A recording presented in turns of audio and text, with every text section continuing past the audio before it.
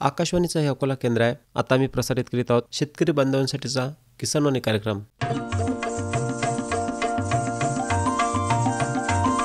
किसानवाणी किसानवाणी किसानवाणी किसानवाणी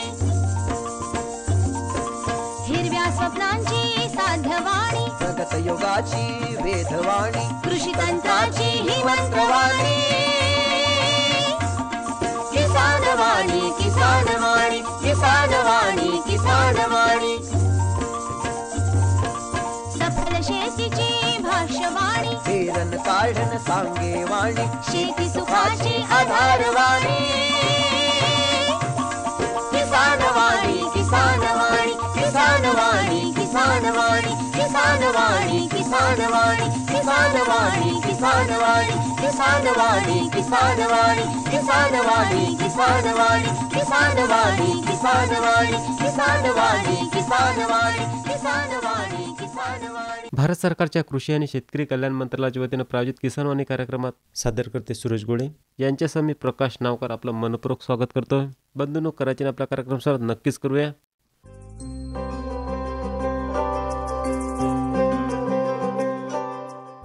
कार्यक्रमात पुन्हा एकदा आपलं मनपूर्वक स्वागत.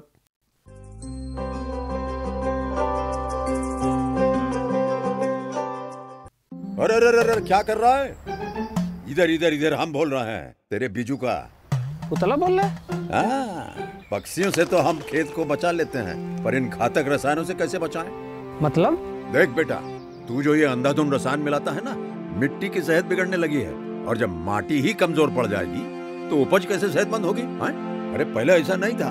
पूछना अपने बड़े बुजुर्गों से, कैसे फसल लहलहाती थी, शुद्धता झलकती थी. हाँ, माटी भी तंदुरुस्त और लोग भी. अरे पहली वाली बात कहाँ? पर अब तो सब यही डाले हैं. सब नहीं, आज भी लाखों जागरूक किसान परंपरागत विधि से फसल उगा रहे हैं. खर्चा कम और उपज की कीमत भी बेहतर पा रहे हैं. सच है? रे बेटे, एक्सपीरियंस से बता रहे हैं. धूप में बाल सफेद नहीं किए हैं. हाँ. ठीक है भाई, मैं भी आज से जैविक खेती शुरू करूंगा. माटी से प्रेम की परंपरा है परंपरागत खेती.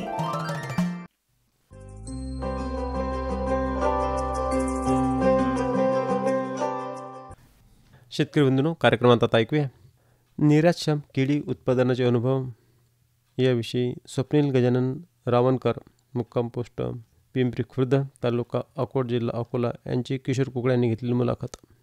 शेतकरी बंधूंनो, आपल्या नेहमीच्या खाण्यातलं आणि सहज उपलब्ध होणारं, सहज आपल्या भागात मिळणारं फळ म्हणजे केळी. आणि केळीचं उत्पादन पण आपल्या जिल्ह्यात खूप मोठ्या प्रमाणावर अकोट, तेल्लारा आणि काही थोडाफार पातूरचा भाग, या भागामध्ये आता थोड्या भागात बार्शी टाकळीमध्ये सुद्धा केळी लावायला शेतकऱ्यांनी सुरुवात केली आहे. आता केळीची लागवड आपल्या जिल्ह्यासाठी काही नवीन गोष्ट नाही. यात म्हणजे खूप चांगल्या पद्धतीनं केळीची लागवड केली जाते. परंतु त्यातही आपल्या जिल्ह्यातून ही केळी निर्यात झाली पाहिजे किंवा निर्यातक्षम उत्पादन केळीचं झालं पाहिजे, या दृष्टीनं काम करणारे एक शेतकरी स्वप्नील गजानन रावणकर, मुक्काम पोस्ट पिंपरी खुर्द, तालुका अकोट, जिल्हा अकोला हे आज आपल्या स्टुडिओमध्ये आहेत. तर त्यांचे निर्यातक्षम केळी उत्पादनाचे अनुभव काय आहेत त्यांच्याकडून जाणून घेऊया. ते स्टुडिओमध्ये आहेत. नमस्कार भाऊ. नमस्कार. स्वप्नील भाऊ, तुमचं शिक्षण किती झालं? माझं शिक्षण BSc ॲग्री झालेलं आहे. Rajabhau Deshmukh college of agriculture Tiwsa. किती वर्ष झाले मग BSc होऊन तुम्हाला? मला 7 वर्ष झाले. 7 वर्ष झाले. 7 ते 8 वर्ष. प्रत्येकाचं असं असते की म्हणजे असं आपण गृहीतच धरतो की एखादं आपण शिक्षण देतो किंवा शिक्षण घेतो तर आपल्याला त्यातून काहीतरी जॉब मिळाला पाहिजे, हे आपली एक मानसिकता झालेली आहे असं म्हणायला हरकत नाही. आणि त्या दृष्टीने मग तुम्ही काही नोकरीसाठी प्रयत्न केले का, की तुम्ही शेतीत म्हणजे तुम्ही असं ठरवूनच घेतलं होतं की आपल्याला BSc करून शेती करायची? आधीच ठरलेलं होतं. मला आईवडिलांजवळ राहायचं होतं. त्या कारणामुळे माझा भाऊ एक सर्व्हिसवर असल्या कारणामुळे मला हे शेती आणि त्याचं जवळपास त्याच रिलेटेड शिक्षण घ्यायचं होतं. तर म्हणून मग मी BSc ॲग्री हा पर्याय निवडला. आणि मला आधीपासूनच, जेव्हा 10th असता तेव्हापासूनच मला शेतीमध्ये खूप इंटरेस्ट होता. त्याच्यामुळे मग मी ही फील्ड सिलेक्ट केली. खूप आनंदाची गोष्ट आहे स्वप्नील भाऊ की BSc झाल्यानंतर आपल्याला शेती करायची आहे किंवा BSc करून आपल्याला शेती करायची आहे असं सांगणारे, असं करणारे फार थोडके लोक आहेत आणि तुम्ही गेले 7 वर्षापासून BSc झाल्यानंतर शेतीमध्ये आहात. तर तुमचं जे हे पिंपरी गाव आहे, तर या गावाला जर अकोटून जायचं असलं तर कसं जावं लागेल? अकोटवरून जायचं असलं तर अळगाव फाटा लागतो. अळगाववरून 5 किलोमीटर आमचं गाव आहे. बरं, आता या गावात तुमच्या किती म्हणजे कोणकोणत्या प्रकारच्या फळबागा आहेत आणि कोणत्या प्रकारची शेती, कोणती पिकं घेतली जातात? आमच्याकडे आधी तूर, सोयाबीन, कपाशी हे पिकं घेत होतो. बरं. मग त्यानंतर आम्ही संत्र्याचे फळबाग घेतले. समजा जवळपास संत्र्याच्या फळबागेची लागवड केली. म्हणजे माझे वडील समजा जेव्हा समजा मी याच्या आधी समजा अजून पण आमच्या इथं जास्त करून समजा संत्र्यासाठीच हे केलं जाते, पण क्षेत्रफळ संत्र्याचं जास्त आहे. पण गेल्या 5 वर्षामध्ये थोडंसं नैसर्गिक याच्या असमतोलामुळे ते कसं ते थोडासा पाऊस वगैरे, उन्हाळ्यामध्ये पाऊस वगैरे जर झाला तर ते पीक थोडंसं धोक्यात येते. नाही, म्हणजे उन्हाळ्यात पाऊस नाही झाला तर मृगबहारच धोक्यात येते. हो, मृगबहार.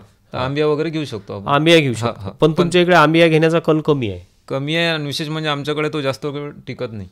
जसा अंजनगाव, पत्रोड वगैरे त्या भागात टिकते, म्हणजे अगदी अमरावतीच्या काही भागात टिकतो. तसं आमच्याकडे त्याला फळमाशीचा हा म्हणजे खूप जास्त त्रास आहे, त्याच्यामुळे मग आम्ही ते पीक घेऊ नाही शकत. आणि तुमच्या मृगबहाराला भाव पण चांगला? हो, आमचं भाव पण चांगला मिळते आणि आम्ही चांगल्या क्वालिटीचं फळ म्हणजे पिकवतो. समजा तुमच्या इकडे हा आंबिया टिकत नाही याचं म्हणजे त्याची कीड येते, तेवढंच कारण आहे की दुसरंही काही कारण नाही? फळमाशीचंच हे कारण आहे आमच्याकडे, की त्याच्यामुळे कसं आहे, जे जवळपास आम्ही त्या पिकासाठी म्हणजे असं सार्वत्रिक समजा मेहनत नाही करत, की जवळपास समजा सगळ्यांचा कल हा मृगबहाराकडे जास्त असतो. बरोबर. आणि त्याच्यामुळे एकट दुकट जर समजा एखाद्याचा जर फळबाग आली तर त्याच्यावर सगळ्याचा अटॅक होतो आणि ते तसं म्हणजे सगळ्या शेतकऱ्यांनी घेतली तर तो प्रादुर्भाव डिवाइड होऊन जातो सगळ्याच्यावर. बरोबर, जास्त कल मृगबहाराकडे आहे. मग केळीकडे तुम्ही म्हणजे केळी केव्हापासून तुम्ही लावायला सुरुवात केली? मी 7 वर्ष झाले. मी आल्याच केळीची लागवड केली. 2017-18 मध्ये माझं पहिलं वर्ष होतं. आणि मी केळी लागवड केल्यावर असं म्हणजे त्या पिकाची अशी शाश्वती आहे की आपण झाड समजा एखाद्या प्लांटेशन केल्यावर त्याला फळ लागते 100% म्हणजे लागते समजा. आणि फक्त प्रॉब्लेम राहिला भावाचा, तर तो आता बरोबर आहे, प्रत्येक पिकाच्या बाबतीत आहे. तर त्याच्यातही तुम्हाला साधारण मागच्या वर्षी कोणत्या वेळेस भाव होते त्या दृष्टीनं तुम्हाला नियोजन करता येते. त्यामध्ये आता आधी सगळ्या म्हणजे जून महिन्याची लागवड होती. जवळपास आपण म्हणजे त्याच्यातच हे करत होतो, जूनमध्ये लागवड करत होतो. पण गेल्या वर्षी मी एक असा नवीन एक प्रयोग करून पाहतो म्हटलं तर ऑगस्टमध्ये केळीची लागवड केली. म्हणजे थोडी ऑफ सीझन मध्ये समजा. तर मला बरोबर समजा ऑगस्ट ते त्या महिन्यामध्ये समजा जेव्हा केळी लागवड केली त्याच्यावर समजा 9 महिन्याने फळ द्यायला सुरुवात, 11 महिन्याने जेव्हा हार्वेस्टिंगला केळी आली तोपर्यंत बरोबर ऑगस्ट सप्टेंबर हा महिना आला होता.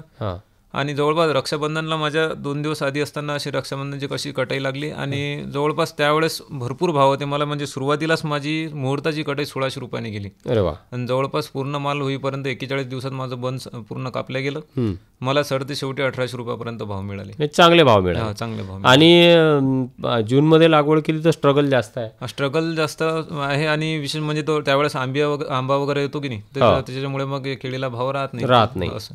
बरोबर. आणखी फ्रुट्स वगैरे मार्केटमध्ये असतात. आणि हा सीझन असा आहे की आता यावर्षी समजा जवळपास हे झालं नाही तर मागच्या वर्षी भरपूर भाव राहिले. मला सांगा, आता तुमचं क्षेत्रफळ जे आहे केळीचं ते किती आहे? मग 10 एकर पूर्ण केळीचं क्षेत्र आहे. ते लागोपाठ समजा मागं पुढे समजा ऑगस्ट मधली काही जून मधली असे टप्पे टाकलेले आहेत त्याच्यात. बरं. मग तुमच्यासोबत तुमच्या गावातलं किती क्षेत्रफळ केळीमध्ये आहे एकूण? मागच्या वर्षीपर्यंत कमी होतं, पण यावर्षी जरा मागच्या वर्षी चांगले भरपूर पैसे झाले समजा जवळपास एरियात. आणि थोडंसं प्रबोधन जास्त झालं, म्हणजे विचारलं कोणी तर समजा चांगलंच की बा केळीचं पीक उत्तम आहे वगैरे अशा पद्धतीने. तर यावर्षी जवळपास 200 एकर केळीचा पेरावा आहे.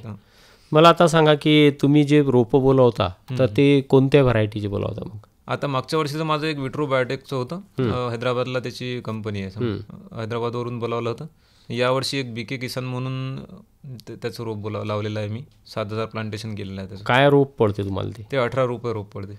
आणि तुमचं लागवड कशी असते, किती बाय किती? 70 बाय. यावेळेस पट्टा पद्धत ही पद्धत वापरून पाहिली की 70-30 मध्ये. या 70-30 पद्धतीमध्ये असं होते की जवळपास आपल्याला म्हणजे शेती म्हणजे पाणी वगैरे जास्त झालं तर पाण्याचा निचरा सुद्धा व्यवस्थितरित्या होतो. आणि उन्हाळ्याच्या वेळेस केळीला कसं दररोज पाणी पाहिजे, म्हणजे दररोज म्हणजे तिला पाणी 2 तास किंवा समजा डेलीमध्ये 3-4 तास असं पाणी पाहिजेच. तर एखाद्या वेळेस काही लाईनचा प्रॉब्लेम असला काही असला तर तो जो मधातला तो स्पेस असतो तो 70 म्हणतो आपण, 70-30चा पोर्शन असतो, त्यामध्ये आपण बोरूचा वगैरे समजा आपण पेरा केला. मल्चिंग वगैरे करतो समजा, त्याची आच्छादन करतो त्याचं पूर्ण. त्याच्यामुळे काय होते, पाण्याचं म्हणजे स्टोअर राहते पाणी. जवळपास 2-3 दिवस काही जर प्रॉब्लेम असला तो सॉल्व्ह होईपर्यंत तुमच्या किडीला समजा काही बाधा होऊ ताण शकत पोचत नाही. नाही. त्याच्यामुळे आपण समजा त्या याच्यातून नुकसानापासून वाचू शकतो. म्हणजे त्या पद्धतीनं तुम्ही लागवड केली. आता लागवडीमध्ये जसं तुम्ही सांगितलं की त्याला रोज पाणी लागते, मग पाण्याचा काय सोर्स आहे तुमच्याकडे? पाणी वगैरे बोरवेल आहे आमच्या इथं जवळपास सध्या तरी आता खूप म्हणजे चांगल्या प्रमाणात पाणी आहे. आता तुमच्या इकडे जे पाणी आहे तर त्याचा रिचार्ज म्हणजे कुठून तुम्हाला आजूबाजूला काही तलाव आहेत का? म्हणजे जमिनीचा स्टोरेज कसा वाढते? आम्ही म्हणजे एकदम पायथ्यालगत सातपुड्याच्या पायथ्याशीच आहे आणि तिथं धरणाचा वगैरे स्रोत आहे समजा 2 वगैरे वरच्या भागात. आणि पावसाचं वगैरे आमच्या इकडे म्हणजे जवळपास म्हणजे पहाडाजवळ असल्या कारणानं आमची चांगला पाऊस पाण्याची काही अडचण पाण्याची काही अडचण. पाण्याची क्वालिटी कशी आहे?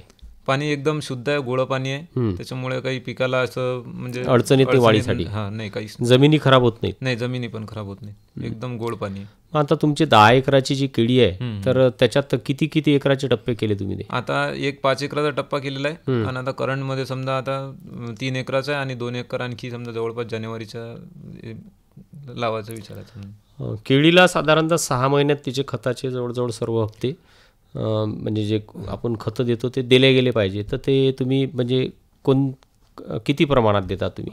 बेसल डोस जवळपास आम्ही 3 महिन्यापर्यंत करतो. 3 महिन्यानंतर मग आम्ही मायक्रोन्यूट्रन वगैरे समजा हे ड्रीपमधून ड्रिप्सल वगैरे सोडत असतो. तर 3 महिन्यात आम्ही 4 डोसेस करतो. तर जसं म्हणजे 1000 एक बॅग, मग कुठले पोटॅश असो, युरिया असो, अमोनियम वगैरे सरासरी 1000 एक सोडायची. आणि तुमचं ते हे जे तुमची लागवडची पद्धत आहे तर मग एकरी किती झाडं बसतात? हे 5x6 मध्ये 1450 रोपं बसतात. आणि आपण नॉर्मली जर समजा हे करायचे असले तर 5x5 मध्ये 1750 रोप बसते एका एकरामध्ये. जास्त लोक कोणती पद्धत हे करतात? मागच्या वर्षीपर्यंत 5x5 मध्येच लागवड करायचो पूर्ण आमच्या एरियामध्ये. पण त्याचं काय होतं की 5x5 मध्ये ते बंद, आज समजा मेहनत जास्त होऊन राहिली. त्याच्या कारणानं आता कसं आहे काही की नवीन ॲडव्हान्स समजा खतं वगैरे समजा न्यूट्रिशन वगैरे आपण देतो, तर त्याच्यामुळे ते बंद दाटल्यासारखं वाटते. आणि विशेष म्हणजे त्याची निस्वन थोडीशी लेट होत आहे.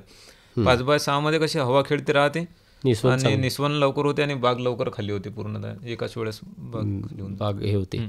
आणि मग काही भाग तुमचा खुंटीचा पण असेल ना? हो, खुटीचा आहे. त्याचं कसं नियोजन असते तुमचं? त्याचं खुटीचा आपण एक बाग घेतली की आपण एक पील सोडायचं. समजा जवळपास 75% समजा आपलं पण समजा खाली होत आलं की तेव्हा एक पील सोडून द्यायचं. आणि मग ते जवळपास झाड ते जो घड असते तो कट केल्यानंतर त्या झाडाचं जे न्यूट्रिशन आहे तर ते आपण जे पील बाग म्हणून आहे ते घेऊन घेते. आणि आपण वरच तसेच समजा आपण बेसल डोस करायचेच त्या हिशोबानं. मग ते बेसल डोस सेम असेच करतो का? हो, बस सेम असेच. म्हणजे जशी आपण फक्त आपल्याला रोपाचा खर्च कमी होतो, बाकी सगळी प्रोसिजर सेम आहे. म्हणजे लागवड आणि रोपाचा खर्च कमी होतो. लागवडचा खर्च आहे तुम्हाला कटिंग वगैरे ते इतर ते सगळे व्यापाऱ्याकडे राहते. कटिंग वगैरे समजा सगळं नाही. तुम्हाला जुने झाड वगैरे कट करावं लागतात ना? हा, त्याची पत्ती उतरून घ्यायची, झाड जसं तसं उभं ठेवायचं. उभं ठेवायचं? उभं ठेवायचं. ते काढून नाही घ्यायचं? नाही, ते काढायचं नाही. म्हणजे त्याच्यातलं आपण जे समजा आपण 12 महिने त्याला आधी समजा जे केलेलं असते त्यांनी न्यूट्रिशन जे घेतलेलं असतं ते पूर्ण वरून झाड सुकत येते आणि हे जे पील सोडलेलं असते हे ते न्यूट्रिशन ओढून घेते. अरे वा. आणि तुमचा सगळ्यात मला हे विचारायचं आहे की निर्यातक्षम केळी उत्पादन म्हणजे काय? म्हणजे रेग्युलरपेक्षा तुम्ही काय वेगळं त्यामध्ये करता? निर्यातक्षम केळी जवळपास आता मागच्या वर्षी माझं म्हणजे एक गाडी माझी निर्यात म्हणजे झाली होती जवळपास. बरं. तर त्या हिशोबाने मला त्याचा अनुभव आला आणि यावर्षी मी असं ठरवलं की बा आपल्याला समजा जवळपास पूर्ण माल आपला निर्यात होईल याच पद्धतीने आपल्याला मेहनत करायची. तर गेल्या वर्षी मला सोलापूरमध्ये केळीरत्न पुरस्काराने सन्मानित करण्यात आलं. तिथं त्या मार्गदर्शनामध्ये असं मी ऐकलं की बा जवळपास आपण निर्यातक्षम केळी कशी करायची. तर मग त्या उद्देशाने मग मी हे करून त्या पद्धतीचं नियोजन केलं. तर नियोजन म्हटलं कारणानं निर्यातक्षम केळी बनवायसाठी कसं आहे पूर्ण बागेची एकसारखी निस्वन झालेली पाहिजे.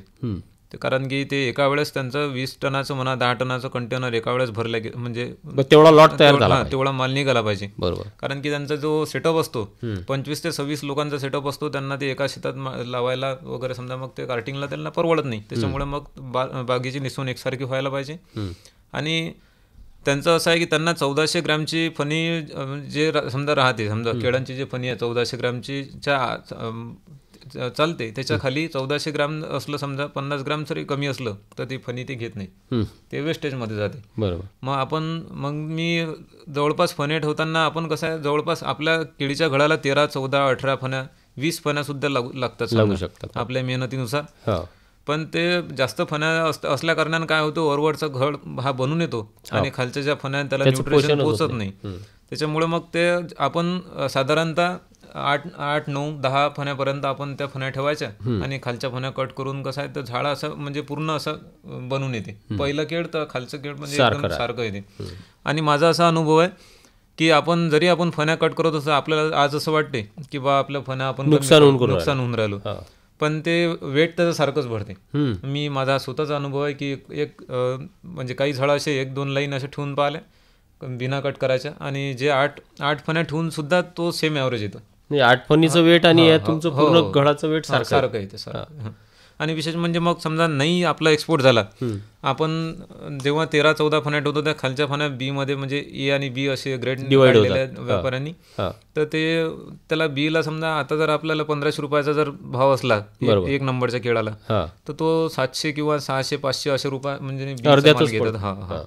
त्याच्यामुळे मग त्याच्यापेक्षा त्यात आपला बी ग्रेडचा माल निघतच नाही पूर्ण ए ग्रेड मध्ये. विशेष म्हणजे मग असं जर काही ऑपॉर्च्युनिटी असली निर्यातक्षम केळीची, तर अशा याला आपल्याला त्याच्यात 2 रुपये जास्त भेटू शकतात. आणि आता स्वप्नील भाऊ, तुम्ही खूप म्हणजे हे सगळं सायंटिफिकली करताय, पण मला एक आणखी विचारायचं का बाबा, आपल्याला जी केळी निर्यात करायची त्याला स्कर्टिंग बॅग वगैरे असं काही त्याला नॉर्म्स असतात का द्यायचे, किंवा त्याला काही विशिष्ट तुम्ही फवारण्या केल्या पाहिजे की नाही केल्या पाहिजे, असं पण काही आहे काय?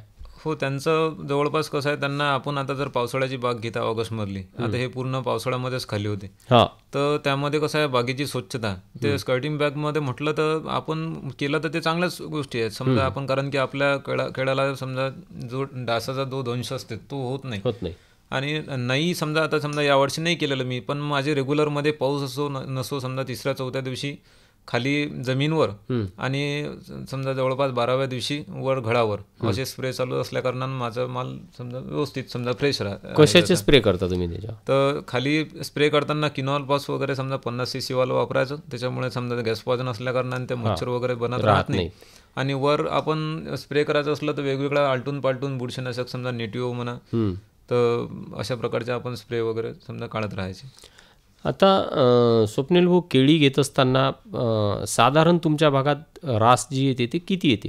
आमच्या भागात समजा जवळपास समजा साधारणतः जर पकडली तर समजा 26 ते 27 पर्यंत जवळपास, नाही तर मग 24-25 हे नॉर्मल आहे. बरं, म्हणजे ते हिवरखेड तेलारा तो तिकडचा थोडासा भाग आहे, हिवरखेडच्या भागात थोडासा जास्त ॲव्हरेज होऊन राहिला. म्हणजे ते 28-30 पोहोचतं. 28-30 पर्यंत पोहोचतं. आता तुम्ही हे जे तुम्ही सांगितलं की बुवा खत झालं, तुमच्या फवारण्या झाल्या, तर याचा सर्वसाधारण एकरी खर्च किती बसतो किंवा हजारी खर्च किती बसतो तुमचा? हजारी आता एका एकराला जर खर्च पकडला तर 80-90 समजा जवळपास 1 लाख रुपयाच्या दरम्यान. समजा आता कसं आहे, एखाद्या वेळेस एखाद्या वातावरणात समजा करप्या रोग आला, त्यावेळेस एखादा म्हणजे जवळपास 10,000 रुपये शिल्लक, तुम्ही जवळपास एका एकराला 1 लाख रुपयाचा मिनिमम ॲव्हरेज पकडून घ्या. आणि केळी पीक घेत असताना जसं फार सोपं पीक आहे, करायसाठी काही अडचण नाही आणि लोक आवडीनं करायला लागलेले आहेत आणि त्याचा आपल्याला सराव झालेला आहे आता. तर मला सांगा की केळी पिकामध्ये रिस्क कुठे येऊ शकते, म्हणजे की एखाद्या वेळेस आपलं पिकाचा खूप मोठ्या प्रमाणात लॉस होईल, तर यात धोके कोणते आहेत? बस नैसर्गिक आपत्ती जर आली समजा, जवळपास हवा वगैरे सुटली समजा, काही समजा नैसर्गिक गारपीट वगैरे झाली, तर हेच रिस्क आहे. आणि भावाचं तर मी आधीच बोललो की भावाची रिस्क तर आहेच, ते तो विषय नाही, पण जसं आता तुम्ही नैसर्गिक आपत्ती सांगितली, त्यामध्ये थंडीचा पण दुष्परिणाम होते काय?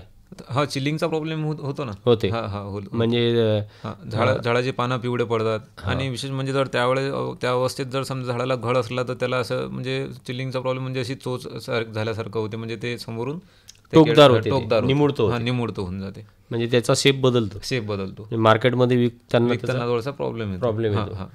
मग आता याच्यात जसं वादळ वगैरे झालं याचं तुम्ही काही करू शकत नाही. थंडीच्या प्रादुर्भावासाठी तुम्ही काही हो, आपण नेट वगैरे 6 फुटाची इकडून आजूबाजूला पूर्ण बांबू वगैरे गाळून त्याला नेट लावू शकतो. Green net 6 फुटाची. आणि आता एक फॉग मशीन म्हणून आहे, त्याच्यात कसा धुरही होतो. आणि नाही तर मग थोडंसं सोयाबीन जर नैसर्गिक उपाय करायचा असला तर खराब झालेलं सोयाबीनचं कुटार हे जमा करून ठेवलेलं असते आमच्या 1-2 ट्रायला. आणि ते तिथं त्याचा धूर केला तर जवळपास त्याचा म्हणजे चांगल्या प्रकारे आपण कंट्रोल करू शकतो. होऊ शकतो. आता स्वप्नील भाऊ मला सांगा की रेग्युलरमध्ये जे तुमचं बोर्ड आहे त्याच्यानुसार तुम्हाला जे दर भेटतात त्याच्यापेक्षा जास्त किती दर तुम्हाला त्या केळी जे निर्यात केली तुमची तर त्याच्यामधून भेटला? बोर्डपेक्षा 500 रुपये जास्त भावाने ते घेतात. समजा जवळपास आता 1100 रुपयाचा बोर्ड असलं 1600 रुपये, 1000 रुपयाचा बोर्ड असलं तर 1500 रुपये बोर्ड आणि माल कापतात ते असं.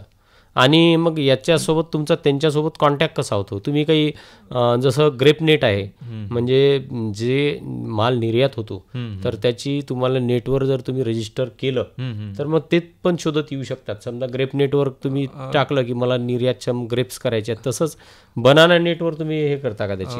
तर आता झालेली माझी जवळपास अकोट तालुक्यामध्ये समजा आमच्या डिपार्टमेंटमध्ये कृषी विभागाने अपेडामध्ये माझी नोंद केलेली आहे. कारण की अकोट तालुक्यामध्ये पहिल्यांदा माझा माल निर्यात झाला, त्यामुळे अपेडामध्ये माझी पहिल्यांदा नोंद झाली. आता परत जर का समजा मला आता जर माल निर्यात करायचा असला तर काही प्रॉब्लेम म्हणजे जवळपास होणार नाही.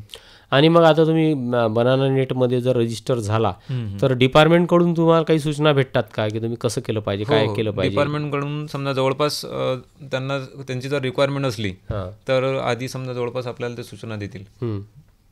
नाही, उत्पादन करत असताना काही सुधारणा ते तुम्हाला सुचवतात का? हा, प्रशिक्षणाच्यासाठी जवळपास आता ज्यांना मी समजा हे दिला समजा माल तर त्यांचं जवळपास त्यांनी असं ठरवलं आहे की 15-20 जणांचा तुम्ही एक ग्रुप करा आणि प्रशिक्षणासाठी येऊन त्याबद्दलची समजा आता आणखी याच्यात काही सुधारणा केल्या जातील. आता कारण की आपण फक्त ऐकूनच या गोष्टी आपल्या इम्प्रूव्ह केल्या आणि हेच जर आपण वास्तविक जर प्रशिक्षणाद्वारे जर घेऊ समजा आपण ते आत्मसात केल्या गोष्टी तर आणखी याच्यापेक्षा मला असं वाटतं की आपण चांगल्या दर्जाचा माल बनवू शकू. बरोबर. आणि आता हे जे जसं तुम्ही सुरुवातीला सांगितलं की मी BSc केल्यानंतर BSc ॲग्री केल्यानंतर शेतीमध्ये आलो, तर तुम्हाला असं वाटते का की जे शिक्षित पोरं आहेत, सुशिक्षित पोरं आहेत, युवक आहेत, त्यांनी या शेती क्षेत्रामध्ये जर ते उतरले तर यातून आपल्याला चांगल्या पद्धतीनं एक नफा मिळवता येईल असं तुम्हाला वाटतं काय? नक्कीच. मला तरी म्हणजे मी इथं शेती करून खूप समाधानी आहे. आणि विशेष म्हणजे जवळपास आपण जर ठरवलं ना की बा आपण जॉब करून सुद्धा समजा आपण पॅकेजच्या हिशोबाने जर केलं समजा पकडलं तर आपण जर अशा आधुनिक पद्धतीची जर शेती केली तर मला तरी असं वाटतं की मी जॉब करून तेवढे पैसे कमवू नव्हतो शकत. आज मी माझ्या शेतीच्या आणि घर बसल्या घरी राहून आई वडिलांच्या सगळ्या पूर्ण परिवारासोबत राहून बरोबर आहे आणि पूर्ण नैसर्गिक वातावरणामध्ये समजा जीवन जगून खूप चांगल्या रीतीनं समजा उत्पन्न घेऊ शकतो आणि जेवढं पॅकेज पडेल त्याच्यापेक्षा समजा समाधानी वगैरे आणि सगळ्या काही गोष्टी करू शकतो आपण. बिलकुल बिलकुल. स्वप्नील भाऊ, आता हे जे केळी पीक तुम्ही घेताय तर याच्यामध्ये काय तुम्ही शेतकऱ्यांना सांगू इच्छिता की या पिकामध्ये आले तर ते फायदेशीर होईल का? कारण तुमचा जो बेल्ट आहे सातपुड्याचा त्याच्यात मॅक्झिमम जुना संत्राच आहे, काही नवीनही बागा आहेत असं नाही, परंतु आता हवामान बदलामुळे त्याच्यावर फार वेगवेगळ्या प्रकारच्या अडचणी येऊन राहिल्या, तर केळीमधून हा वेगळा मार्ग निघू शकेल का? निघेल. म्हणजे मला असं सर्व म्हणजे शेतकऱ्यांना सांगायचं आहे की जवळपास आपण जास्त एकर समजा केळी न पेरता समजा 5-5, 10-10 एकराचे हे नाही टाकता आपण थोडीशी मोजकी केळी पेरून त्याची आपण निर्यातक्षम बाग कशी करता येईल आपल्याला त्याबद्दलचं जर नियोजन केलं तर यामध्ये काय होईल, जवळपास समजा आता या पूर्ण अकोट तालुक्यामध्ये पहिल्यांदा आपल्या शेतात म्हणजे निर्यातक्षम हे बाग झाली आणि त्यांना मी बरेच बागा दाखवल्या समजा आपल्या एरियामध्ये आल्यावर. पण कसं आहे त्या जास्त फण्यांमुळे समजा तो घड मोठा असल्या कारणामुळे त्याचा वादा वगैरे समजा व्यवस्थित नसल्या कारणाने त्यांनी काही बागांना नाकार दिला. तर माझं असं म्हणणं आहे की सगळ्यांनी जर समजा त्याबद्दलचं जर समजा नियोजन केलं, फण्या कमी ठेवणे, बागेची एकसारखी निस्वन कशी होईल त्याच्याकडे लक्ष देणे, याच्यामध्ये कसं होईल की जवळपास समजा माझ्या शेतात जर समजा एक गाडी निघत जरी नसली समजा जवळपास 725 बॉक्स एका गाडीत बसतात आणि बाजूच्या माझे 500 निघाले आणि समोरच्याचे जर 225 जर निघाले समजा जवळपास तर समजा असं सुद्धा होऊ शकते.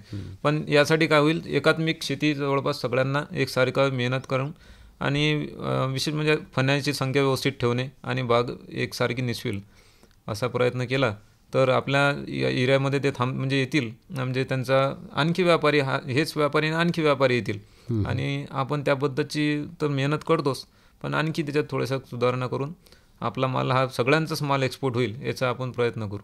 म्हणजे तुमचं म्हणणं आहे की आपण सांघिक पद्धतीने हे सगळं पीक पुढे नेलं पाहिजे. सगळ्यांचाच, माझाच नाही तर माझ्याच बरोबर सगळ्या शेतकऱ्यांचा समजा हा फायदा व्हायला पाहिजे असं. बरोबर.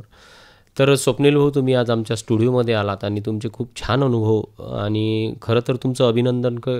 तुम्ही BSc ॲग्री करून शेतीत उतरला किंवा शेती करायसाठी तुम्ही BSc ॲग्री केलं, तर त्याबद्दल खरोखर तुमचं अभिनंदन. तुम्ही आमच्या स्टुडिओमध्ये आला, आमच्या शेतकरी श्रोत्यांसाठी तुमचे अनुभव सांगितले. तर आमच्या आकाशवाणी परिवारातर्फे आणि शेतकरी श्रोत्यांतर्फे मी आपले आभार मानतो. धन्यवाद. खूप खूप धन्यवाद. आताच आपण निराश्याम केळी उत्पादनाचे अनुभव याविषयी स्वप्नील गजानन रावणकर, मुक्काम पोस्ट पिंपरी खुर्द, तालुका अकोट, जिल्हा अकोला यांची किशोर कुकडे यांनी घेतलेली मुलाखत ऐकलीत.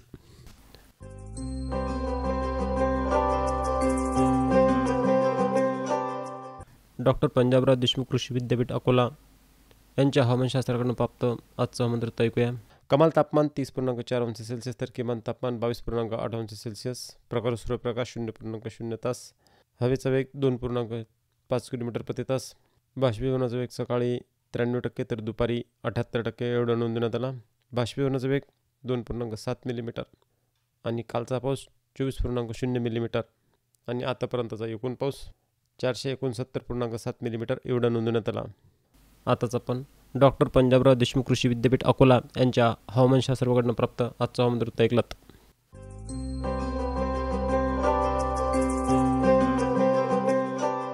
कार्यक्रमात आता ऐकूया लोकनेते वसंतराव धोत्रे, मार्केट यार्ड, कृषी उत्पन्न बाजार समिती अकोला यांच्याकडनं आजच्या शेतमालाचे बाजारभाव ऐकूया. हे बाजारभाव कमीत कमी आणि जास्तीत जास्त अशा स्वरूपाचे आहेत. ज्वारी लोकल 1650 रुपये ते 2140 रुपये, आवक 99 क्विंटल. गहू लोकल 2630 रुपये ते 2635 रुपये, आवक 25 क्विंटल. मूग 7000 रुपये ते 7000 रुपयेच, आवक 1 क्विंटल. तूर 5550 रुपये ते 6555 रुपये, आवक 412 क्विंटल. हरभरा 5400 रुपये ते 5785 रुपये, आवक 116 क्विंटल. हरभरा पांढरा 4800 रुपये ते 4800 रुपयेच, आवक 6 क्विंटल. तीळ 8000 रुपये ते 9450 रुपये, आवक 9 क्विंटल. आणि सोयाबीन 4000 रुपये ते 4500 रुपये, आवक 172 क्विंटल. शेतकरी बंधूंनो, आताच आपण कृषी उत्पन्न बाजार समिती अकोला यांच्याकडनं प्राप्त आजच्या शेतमालाचे बाजारभाव ऐकलेत. हे बाजारभाव प्रति क्विंटलमध्ये असून कमीत कमी आणि जास्तीत जास्त अशा स्वरूपाचे होते.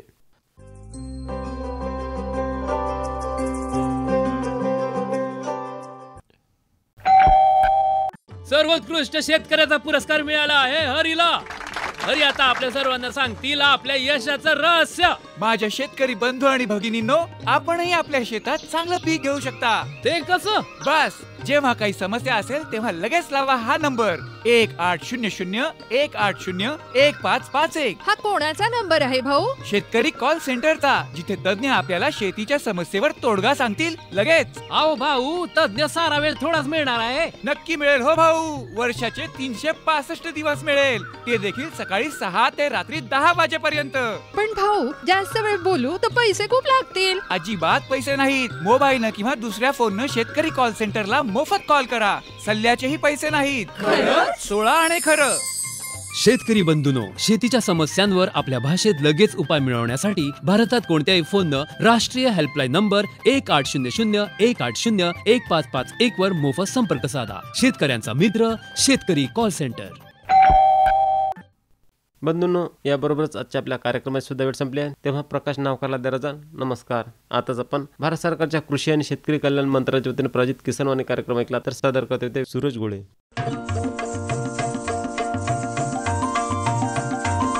किसानवाणी किसानवाणी किसानवाणी किसानवाणी, हिरव्या स्वप्नांची साध्यवाणी, प्रगत योगाची वेधवाणी, कृषी तंत्राची ही मंत्रवाणी. किसानवाणी किसानवाणी किसानवाणी किसानवाणी, सफल शेतीची भाष्यवाणी, पेरन काढन सांगे वाणी, शेती सुखाची आधारवाणी. किसानवाणी किसानवाणी किसानवाणी किसानवाणी किसानवाणी किसानवाणी किसानवाणी किसानवाणी किसानवाणी किसानवाणी किसानवाणी किसानवाणी.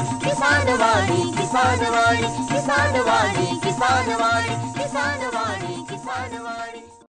आताच आपण आकाशवाणीच्या अकोला केंद्रावरून शेतकरी बांधवांसाठीचा किसानवाणी कार्यक्रम ऐकलात.